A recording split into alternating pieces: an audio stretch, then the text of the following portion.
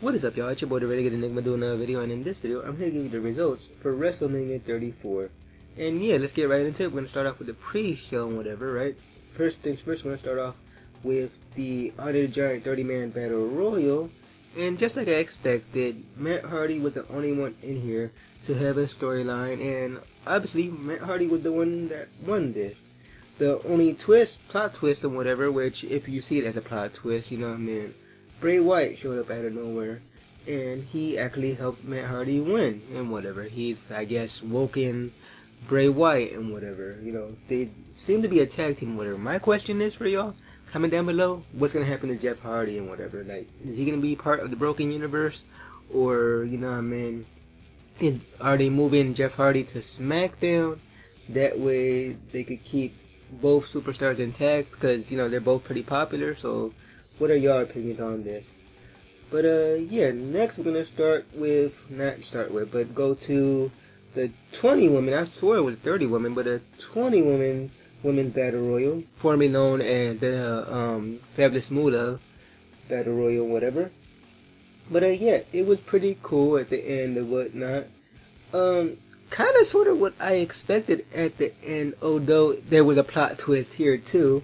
So the last two people apparently were Bayley and Naomi and whatever. So, you know, Bayley got revenge, threw Sasha out the ring and whatever. So everybody thought, okay, Bayley won or whatever, right?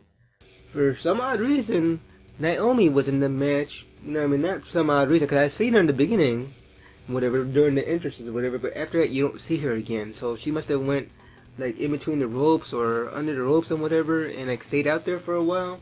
Because at the end, when Bayley was celebrating whatever, Naomi shows up, and your winner here, and the first women's battle royal winner here is Naomi. So yeah, that was a thing. I hate the trophy, by the way. Like, comment down below and tell me what y'all think about that trophy. Like, ugh. They should put like a generic woman on top of it or something. You know, make it look better. But then we go to the finals for the Cruiserweight title tournament and whatever, right? We have Cedric Alexander going against Mustafa Ali. Great match, as you would expect from the Cruiserweights and whatever.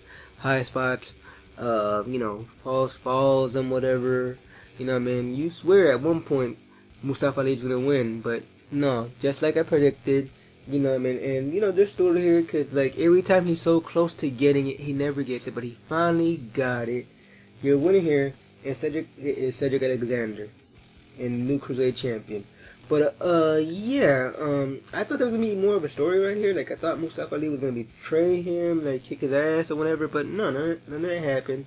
It ended with respect. I believe it was Mustafa Ali who actually gave Cedric Alexander the belt. They embraced at the end of the match, and yeah, that was the end of it. But now we're going to go on to the actual pay-per-view, you know, the actual show, and we're going to start off with the Intercontinental Triple Threat match, which consists of the champion, The Miz, going against Seth Rollins and Finn Balor. Great match and whatever. Seth Rollins had a awesome entrance and whatever. He was what I believe is called a White Walker. I don't watch the show, so don't kill me, y'all. It's something from Game of Thrones or whatever. Like, he had like decent ass, like blue contacts or whatever. Like, he looked cool. Then you had The Miz come out, and I don't know, he kind of looked like Naruto and whatever. It was kind of cool. He came out with the Mr. Raj and whatever, and he basically told him to like leave. He had it on his own, and amazingly enough, he went throughout this whole match on his own. You know what I mean? Like, you would think, okay, like, they'll come back later. No, they didn't come back. Then you have Finn Balor. And, you know, Finn Balor was Finn Balor. Although, he had, like, I don't know what you would call it, gay pride t-shirts and whatever. Like, he came out with a bunch of, fans and whatnot with his rainbow set and whatever. So, I guess that was kind of cool. But yeah, this match was, as the kids would say, lit and whatever, you know. Lots of spots and whatever. The end came where both men were down, and, you know, Seth Rollins hit the curb stomp. I forget on who.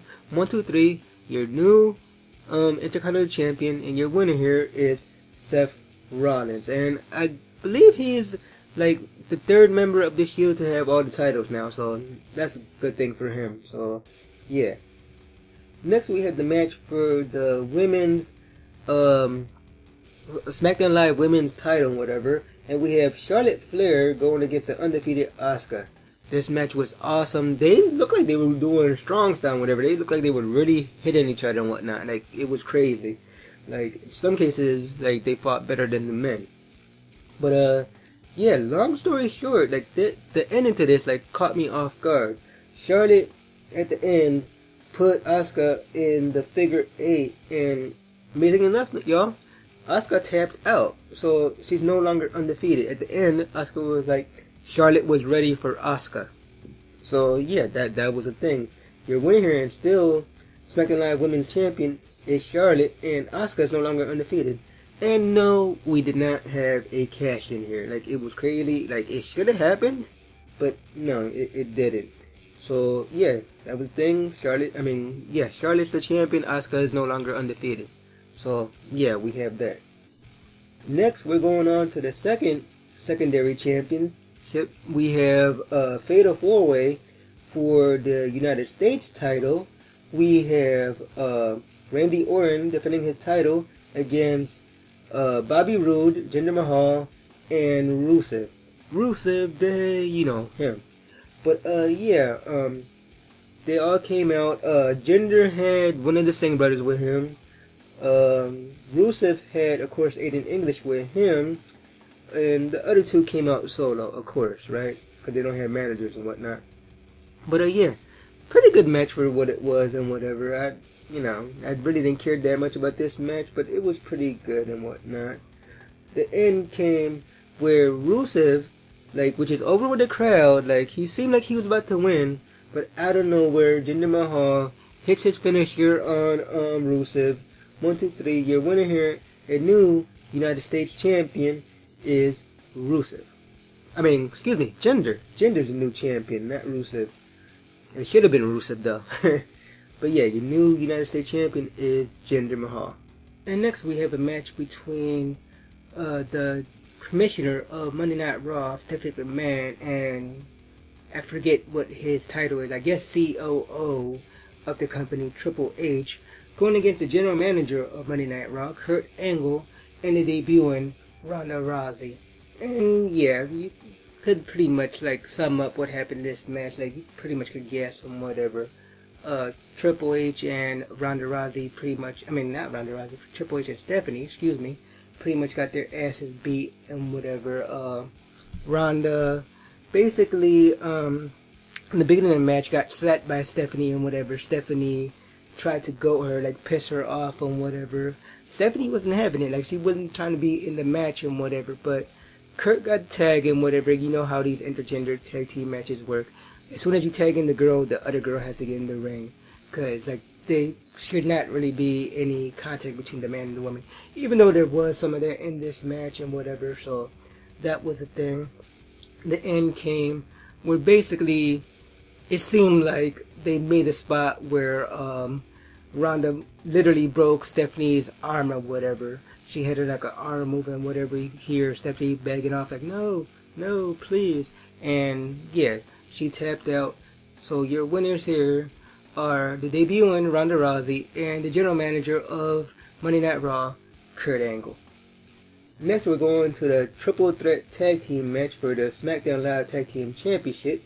We have the Usos, Jimmy J. Uso, putting the titles on the line against the New Day, which wound up being Big E and Kofi Kingston this time. And they went against the Bludgeon Brothers, Harper and Rowan. Mass destruction in this match. The Bludgeon Brothers, they literally bludgeoned these guys and whatever. But yeah, as I say that, right, your winners here, a new SmackDown Live Tag Team Champions, the Bludgeon Brothers. Well deserved, because they've been here for a while, and, I don't think they've ever had a title shot since they've been here, so I think this is their first one, and yeah, they won it, so props to them. So, again, your winners here, and new tag team champions on SmackDown, the Bludgeon Brothers.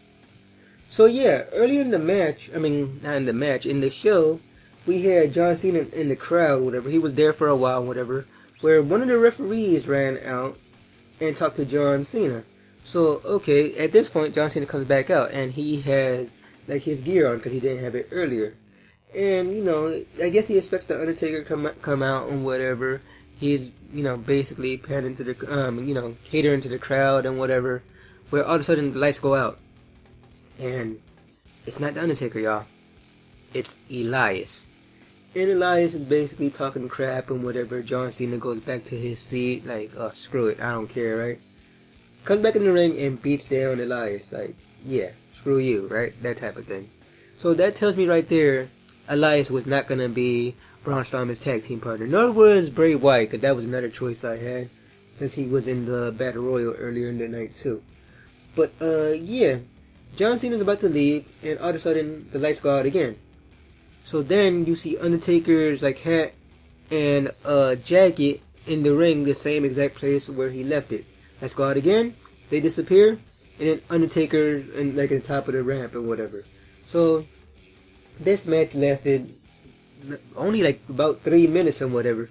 Undertaker basically destroyed John Cena this whole match and whatever. Like maybe John had like maybe one move, but yeah, this match was pretty much. It was pointless and whatever. Like, all that build-up, you thought John Cena was going to win. Not that I wanted John Cena to win, y'all. But it would make more sense than just for John Cena to get destroyed like this. Like, what the hell, you know? So, John Cena got destroyed. 1, 2, 3. You want to hear is The Undertaker, obviously. Hopefully they don't do this again with Undertaker and whatever. Like, put him in the Hall of Fame. Be done with it. You know what I mean? Comment down below if you agree with that. Next, we have the tag team match. And that is Kevin Owens and Sami Zayn going against the SmackDown Live Commissioner, Shane McMahon, and the SmackDown Live General Manager, Daniel Bryan. And if they win, they being Kevin Owens and Sami Zayn, they get their jobs back. Because as of right now, they're fired and whatever, right? But if, you know, they get their jobs back. But if Daniel Bryan and Shane McMahon win, they're still fired and whatnot. So, long story short, you know, Daniel Bryan and Shane McMahon get to the ring or whatever, and, you know, they're waiting for Sami Zayn and Kevin Owens, and they get attacked. They take Daniel Bryan out, whatever. They're about to take him out in a stretcher, and Shane has to go at it by himself and whatever. He does really good for himself. Like, he beats them down. Like, it was crazy and whatever. But, yeah, you know what I mean, you know, it's only so far Shane could take it, because, like, he has his own medical conditions and whatever, so they took him out and whatever, and out of nowhere, Daniel Bryan jumps off the gurney or whatever the hell it was, right, and, like, he's back in the match.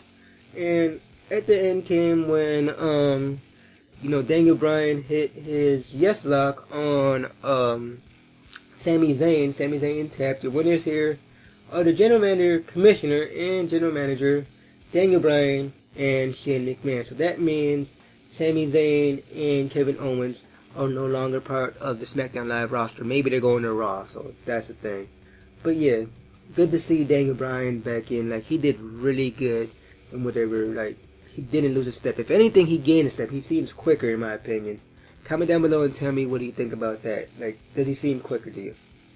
Next, we have the match for the Raw Women's title. We have the champion, Alexa Bliss, along with Mickie James. I didn't think Mickie James was going to be there for some reason.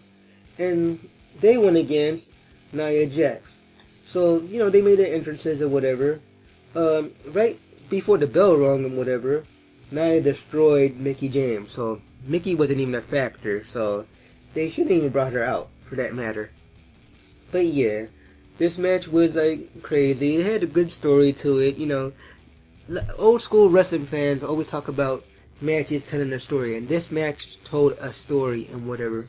You know, Nia basically, you know, overcame the odds and whatever. Because, you know, the good guy moment and whatever. And your winner here, and new Raw Women's Champion, Nia Jax and whatever. Like, it was a great moment. She cried at the end. Like, yeah, it was emotional, y'all. Like, I'm proud of Nia Jax. Next, we had a match for the WWE title, and that was the phenomenal one, AJ Styles, going against the artist, the rock star, the king of strong style, whatever you want to call him, Shinsuke Nakamura. Now, for those that don't know, this is kind of a rematch and whatever back in, I want to say the Tokyo Dome, back in Japan and whatever, back in New Japan Pro Wrestling. They had a match before.